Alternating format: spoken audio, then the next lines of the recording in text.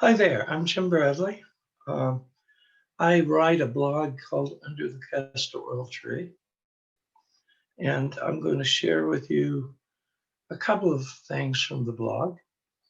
Um, my blog has gotten me in trouble with a few people and the churches I serve.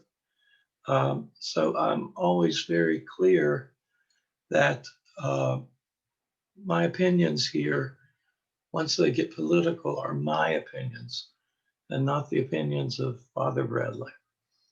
Which is it's hard for people to distinguish between Jim as a priest and Jim as a human being.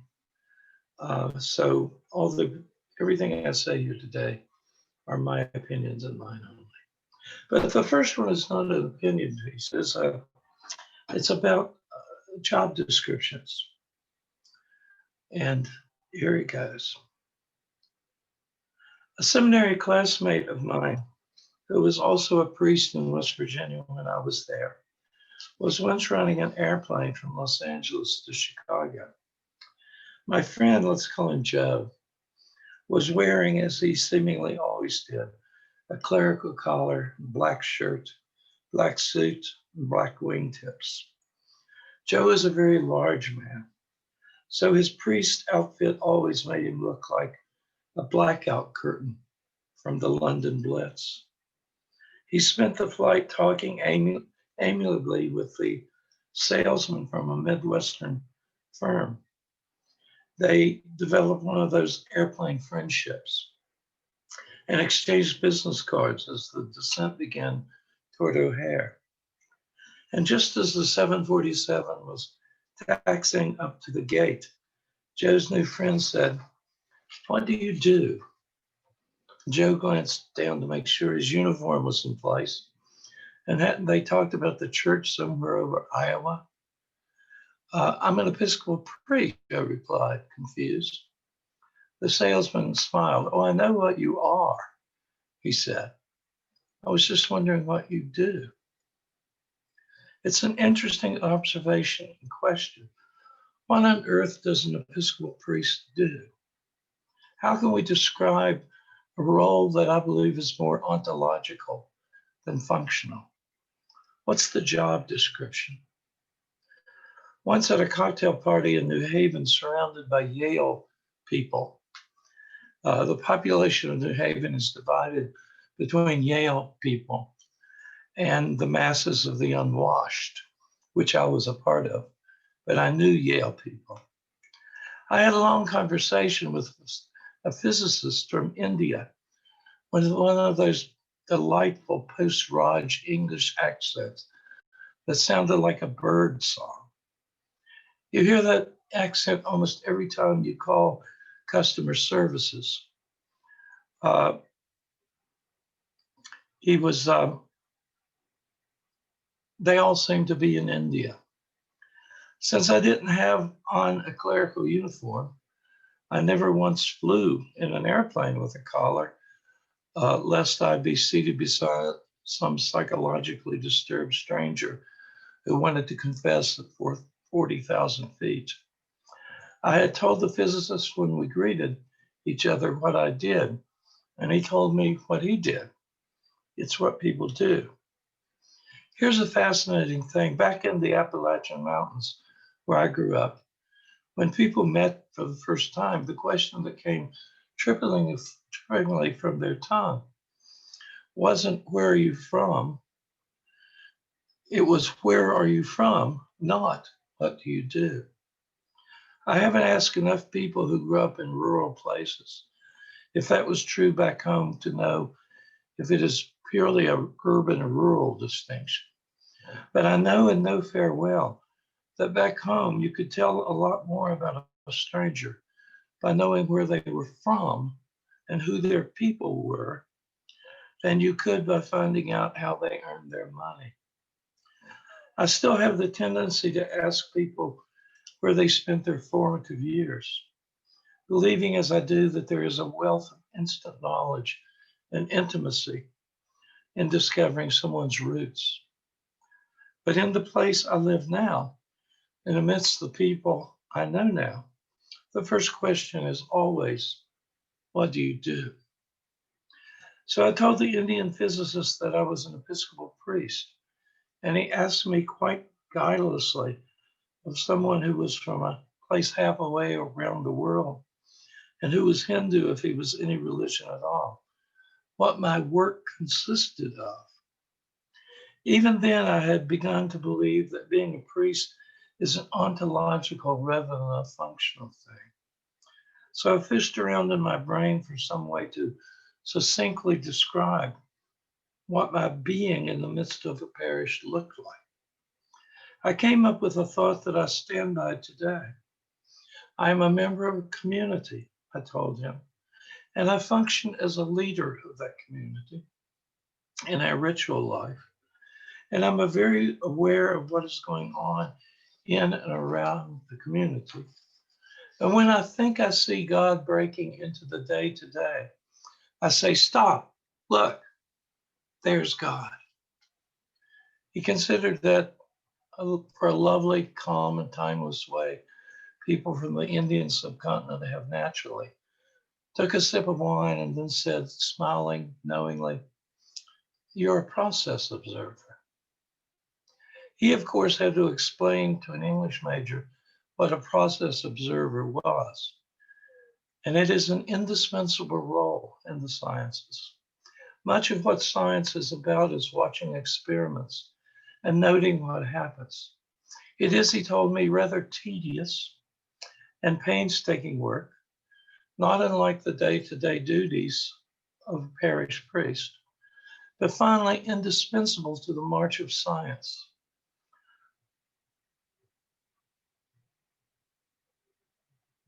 From the march of scientists to the day when they have the string theory down pat, the theory that explains just about everything. A process observer, I said to myself, giving that little voice in my head a line to speak of my composition instead of listening to it chatter on of its own volition. I rather like that, a process observer. Yes, I do. The actuality of this, one of the things parish priests do, it seems to me, is point to God in the process. We do it at the Eucharist, all the sacraments, the most obvious way. You may think this is just fish food and bad port, priests say at the Mass.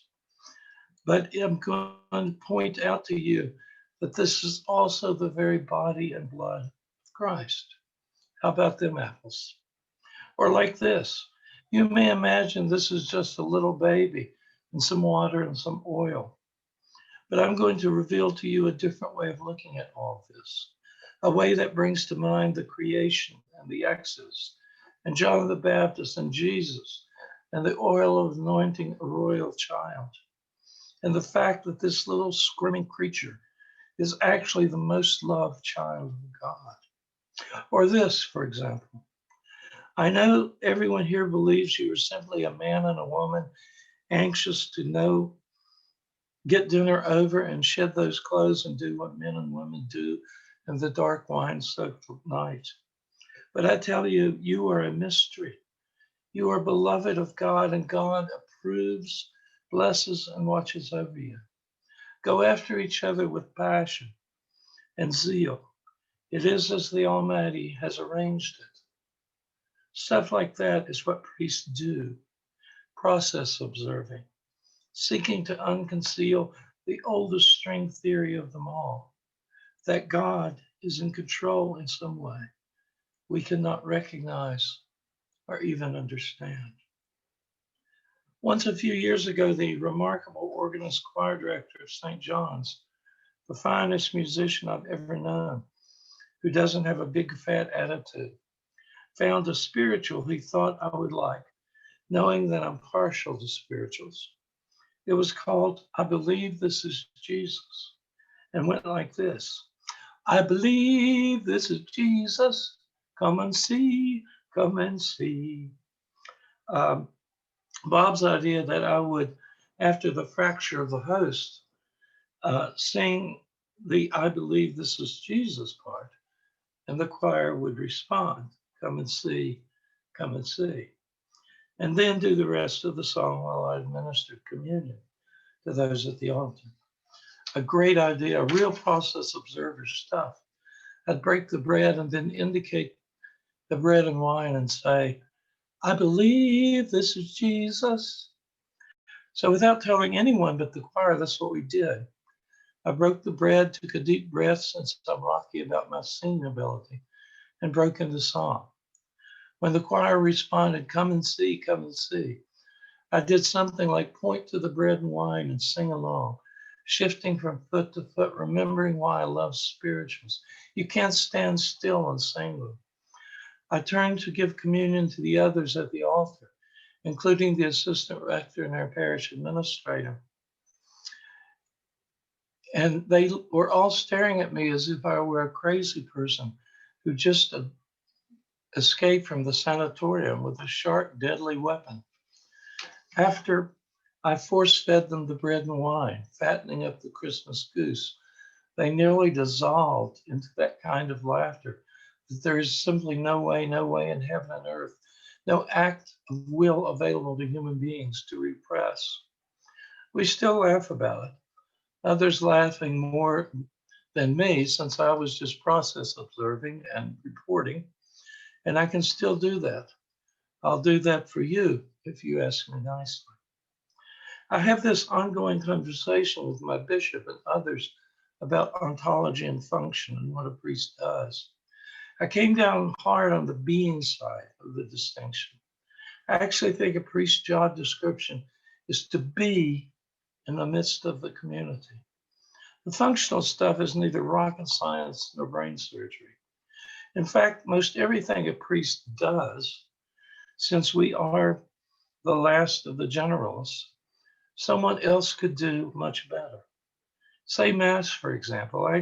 I'd suggest training in theater would make a more dramatic Eucharist than studying theology ever could. Visiting the sick, another example. Couldn't a nurse or social worker pull that off with great aplomb? Teaching adult classes. Well, give me someone trained in education every day to someone who can recite the Nicene Creed by heart. Counseling the trouble. A seminary education makes you a counselor, much as a class in auto mechanics makes you a jet pilot. Parish priests, if they took my advice, would avoid counseling anything. Avoid it like the plague and get a Rolodex full of references.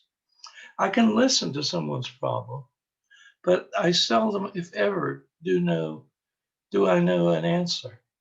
I actually get hung up in the problems, find them fascinating, and probably wouldn't want them to go away. So call a professional. That's my advice to a parish priest. So here I am trying to describe what I do when the reality I deal with tells me that being a priest is much more about being than doing. I have this argument with my bishop and lots of colleagues that will go on and on. I truly think that priesthood is about ontology, about being, rather than much more than it is about doing, or the function we fulfill in the Church of God. This obviously is a result of my remarkably high view of the sacraments. I believe being a priest is contained and fully lived out in the being part.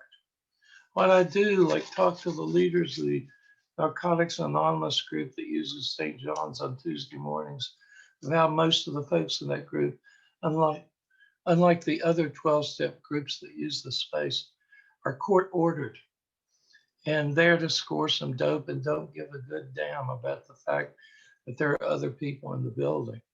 The soup kitchen, the office staff, the clericus group, a meeting of the diocesan committee, just plain folks coming in and out to ask for help or tell us something or just check in with the staff. And never mind that there are sometimes funerals on Tuesday morning and receptions in the library after the funeral, and that we need some level of quiet and respect in the meeting spaces. I have dealt with countless drop-ins looking for a bus ticket or a meal or a motel room or something even beyond all that. I can refer most of them to the social worker in the soup kitchen. But I have to talk with them and get enmeshed in their stories along the way before sending them on. And I attend endless meetings in the parish and without to deal with endless issues and come up not knowing our elbows from our butts most of the time. And there are the statistics to keep in a big red book about what we've done in terms of services. And there are budget matters to be addressed. Can we buy this or pay for that? Stuff I never got taught in seminary. And there is the eternal planning for things that are going to happen or not happen in the parish. And there are meetings, I already mentioned meetings, but there are so many that it seems to require a second mention. And did I tell you about the parking lot and making sure that the rented spaces are used by those who rented them? And the dozens of people who come through the church each day aren't in some lawyer's space? I don't do all of that, but I fret about it. Most of the day-to-day stuff I do is fretting about something or another. And in most cases, there are about 3 billion people who could fret about those things and be more effective than me. So what do I do? I'm not sure, but not at all. My doing of stuff seems to have many ways to be a bit crazy and the source of great fretting and anxiety. Here's the quintessential Jewish joke. My friend John told it to me today. An email arrives. Start worrying, it said. A letter to follow. I'm always worrying about my doing, but I truly subscribe to the notion that doing is not what being a priest is all about. What being a priest is all about is exactly that, being a priest. You want to know the thing I hear most from parishioners at St. John's? Here it is. I don't want to bother you. I know how busy you are. My theory is that either we priests have created busyness out of nothing, or else we are so deluded as to think that the nonsense we use to fill our days and make us feel like we're doing something has overcome the glaring reality that we are ordained to be, not do. Back in 2000, when I visited 37 of my Virginia Seminary classmates, one of them, a guy who was with us only for a year and had been a Roman Catholic priest before he married a woman with 5 children, told me that he was pleased to have left VTS and gone to a parish where he had remained for 25 years. I've been here long enough, he said, so that people accept the fact that being a priest is the only job in the world that focuses on being rather than doing. What a thought. A whole career path focused on being rather than doing. What a pity people think that I'm busy and shouldn't be bothered by their petty concerns and wonderings and questions and longings. That is, in fact, precisely what my job entails. To be free and available and ready to be with people whenever they need that from me.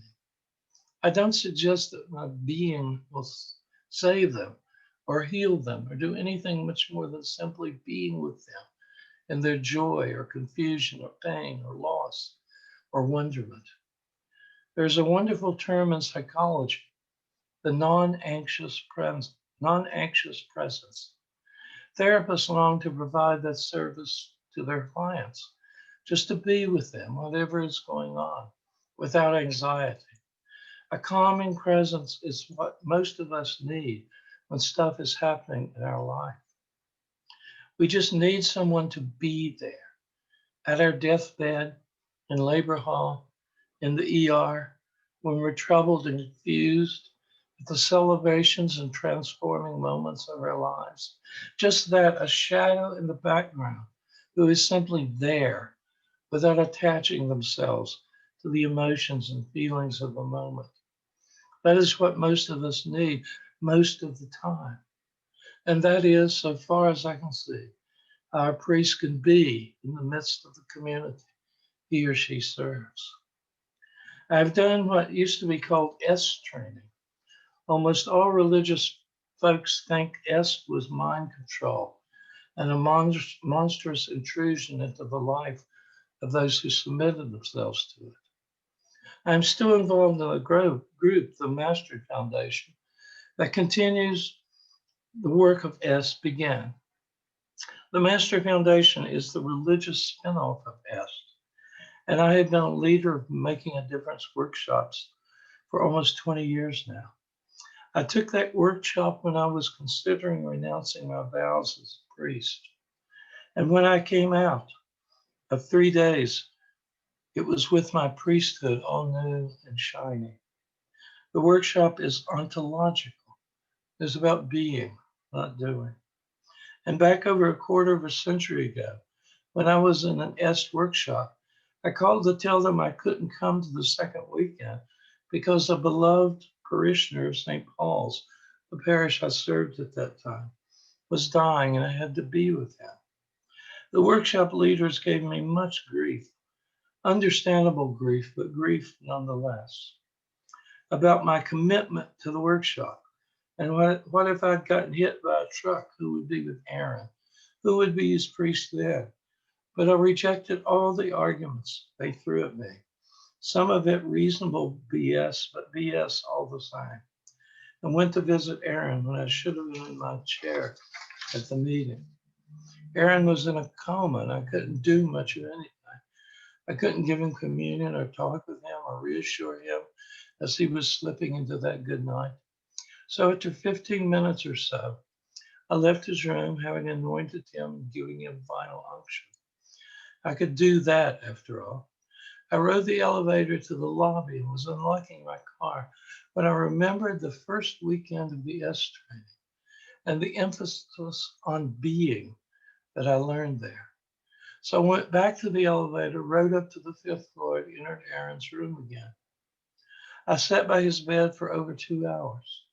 From time to time, I would read a psalm from my prayer book aloud, but mostly for me, since he wasn't in my time-space continuum. And after 2 hours, I kissed his 88-year-old face and headed for the door. At that very moment, he woke momentarily from the coma of his last sleep and said, with the basso voice I'd known from him before this illness, "Jim, thanks for being with me." It never occurred to me in that moment to do anything. I didn't rush to his bedside and give him communion. I didn't open my book of common prayer and say a prayer. I said only, "You're welcome, Aaron." And I left. 3 days later, I was the celebrant and preacher at his funeral. I had done my job. I had beed with him. That was what he needed and all that I could do. Actually, I have a definition of the job description of a priest. I've used it in a couple of ordination sermons that did not get me in trouble. And I think I would bet the farm on it being, if not right, simply in the country where right lives. Here's how it goes. The job of a priest is simply this: to tend the fire, to tell the story, and to pass the wine. A parish priest has an enormous amount of discretionary time. Don't believe anyone who tells you otherwise. And that time should be spent being the shaman of the tribe. I really believe the metaphor of the shaman is one we priests should embrace. We walk backwards and sideways. We speak words our mouths are unfit for. We do the holy acts and we dwell in the being of our being in the midst of the tribe. We are irrelevant except in moments when we are relevant. We wait for the expectant father. We sit by the sickbed. We pour water on the babies. We whisper nonsense syllables over bread and wine. We light the candles. We tell and retell the story of our tribe in old ways and ways made new. We anoint the sick and dying. We rejoice with the joyous. We are there when one of the tribe moves into that good night. We pour dirt on the casket. We unite the lovers. We sit and wait and are not anxious about whatever is happening.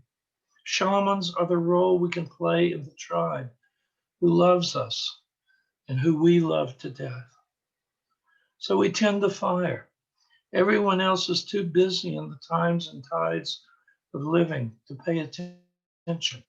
The priest must hand the green branch to the dying fire, make it look wondrous in warming blaze that enlightens all the darkness around us. So the priest passes the wine. None of those functions, those tasks, those acts require ordination. That I would tell you before you said it out loud. But just about anyone could tend the fire and tell the story and pass the wine. But in our tribe, at any rate, we have decided that there must be someone set apart for those acts, those rituals, those liturgies. So we ordain priests and trust them with the work of being in our midst to do these little things. The shamans of the tribe walk backwards, speak in nonsense syllables, and touch the holy thing. A dear friend, the wife of a classmate of mine in seminary, told my wife that when her husband was ordained, his hands changed. My wife, God bless her, says she hadn't noticed that my hands had changed, but she did like to feel them on her body. There is the conundrum about being a priest. Nothing changes. It isn't the ordination that matters. It is the willingness to simply be when all the world is doing that makes a priest different, set apart, unique. Her hands don't change, not a chance. That's just an illusion. What happens, so far as I can tell, is simply this.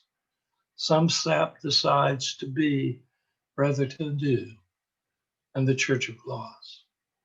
Truth is, it's a great job. Process observing, tending the fire, telling the story over and over again, passing the wine. What's the downside of that? Just don't take yourself too seriously, or confuse yourself with Jesus, or decide you can save the world or anyone in it. Keep to the job description. Observe the process. Keep the fire burning. Tell and retell the story. Take a good sip of wine before passing it around. Figure out how to be rather than do. Well, that's how it's worked for me. I think that's all the time I have. I'm Jim Bradley. That was a post from under the Castor oil tree, a rather long one, I must add. And I hope to see you again soon. Be well and stay well. Wear a mask, wash your hands, keep distance.